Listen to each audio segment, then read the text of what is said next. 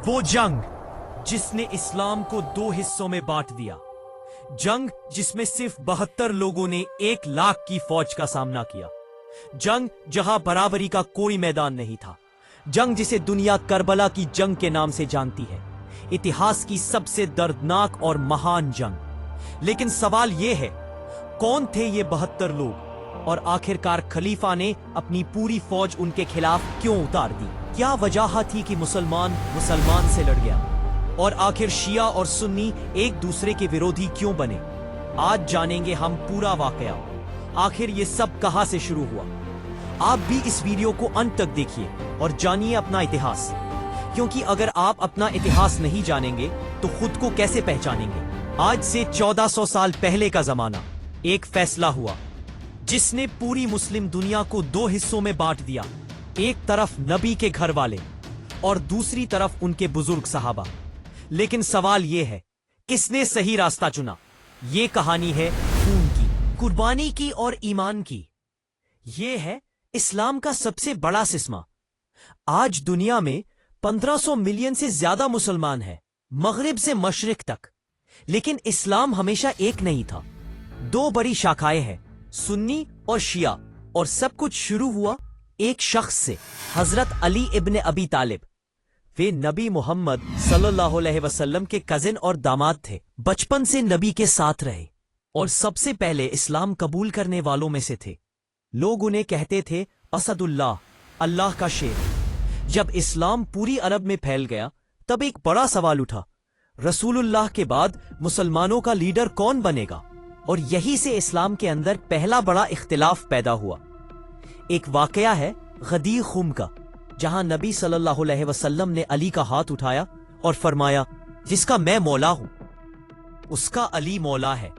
शिया लोग मानते हैं कि यह नबी का क्लियर इशारा था कि अली सक्सेसर बनेंगे।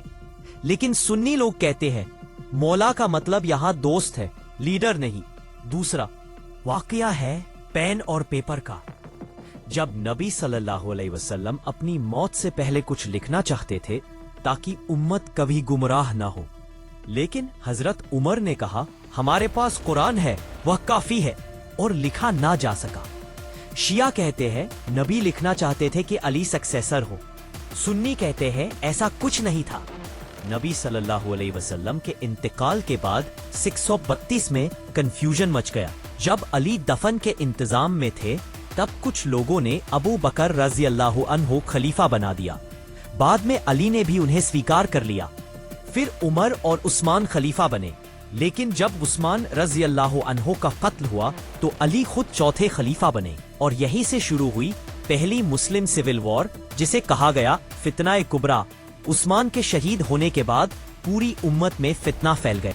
उनके कत्ल के बाद सबसे बड़ा सवाल ये उठा, उन कातिलों को सजा कब मिलेगी? जब अली खलीफा बने तो उम्मुल मुमिनीन आयशा रज़ी अल्लाह ताला, तलहा रज़ी अल्लाह ताला चाहते थे कि फौरन कातिलों को सजा दी जाए।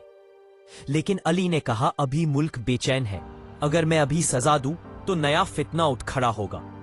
इसी मिसअंडरस्टैंडिंग से शुरू हुई बैटल ऑफ जमल, एक जंग जिसमें दोनों तरफ नबी के अपने लोग थे। रात के अंधेरे में कुछ बागी लोगों ने दोनों फौजों पर हमला कर दिया। सबको लगा धोखा दूसरी तरफ से हुआ और सुबह तक जंग शुरू हो चुकी थी।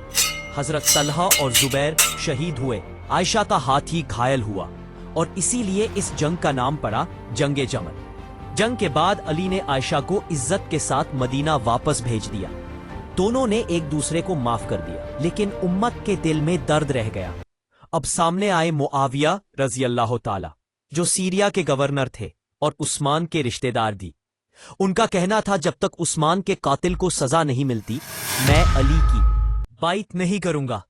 अली ने कहा, पहले हुकूमत स्थापित करनी होगी, तभी इंसाफ हो सकेगा। और इसी तनाव के कारण सिफ़िन के मैदान में दोनों फौजों ने कैंप लगाया।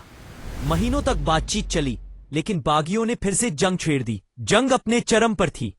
तब मुआविया की फौज ने कुरान के पन्ने अपने नजदीक पर बांध दिए और कहा, फैसला कुरान के मुताबिक करे। अली ने जंग रोक दी, लेकिन उनकी फौज के कुछ लोग अलग हो गए, जिन्हें कहा गया खारिजी। बाद में इसी ग्रुप के एक आदमी ने मस्जिद में अली पर हमला किया। اور حضرت علی شہید ہو گئے۔ علی کے بعد ان کے بیٹے حسن علی خلیفہ بنے۔ مسلمانوں کا خون بچانے کے لیے معاویہ سے صلح کر لیا۔ معاویہ نے وعدہ کیا تھا کہ اپنے بعد کسی کو سکسیسر نہیں بنائیں گے، لیکن اپنے بیٹے یزید کو خلیفہ بنا دیا۔ اور یہی سے شروع ہوتی ہے وہ کہانی جو ہر مسلمان کے دل میں گہری چھوڑ گئی، کربلا کی کہانی۔ حسین علی کے چھوٹے بیٹے یزید کے ظلم کے خلاف آواز اٹھاتے ہیں۔ یزید کی فوج نے راستہ بند کر دیا۔ کربلا کے میدان میں صرف 72 لوگ تھے اور سامنے 1 لاکھ کا لشکر۔ پانی تک بند کر دیا گیا۔ 10 محرم کے دن امام حسین اور ان کے پریوار کو شہید کر دیا گیا۔ ان کی قربانی حق اور ظلم کے بیچ جنگ کا نشان بن گئی۔ آج بھی محرم کے مہینے میں شیعہ مسلمان عاشورہ کے دن امام حسین کے غم میں ماتم کرتے ہیں اور ان کی قربانی کو یاد کرتے ہیں۔ سنی بھی اہل بیت سے محبت کرتے ہیں، لیکن وہ نہیں مانتے کہ لیڈرشپ صرف نبی کے خاندان میں رہنی چاہیے۔ اسی اختلاف نے اسلام کو 2 بڑے مسلکوں میں بانٹ دیا، سنی اور شیعہ۔ ایک طرف سیاست اور طاقت تھی، دوسری طرف ایمان اور قربانی، لیکن دونوں کے دلوں میں ایک ہی عقیدہ تھا، لا الہ الا اللہ محمد الرسول اللہ۔ یہ تھا وہ لمحہ جس نے اسلام کی تاریخ کو ہمیشہ کے لیے بدل دیا۔ ایک کہانی جو صرف جنگ کی نہیں، بلکہ صبر، قربانی اور حق کے لیے لڑنے کی مثال ہے۔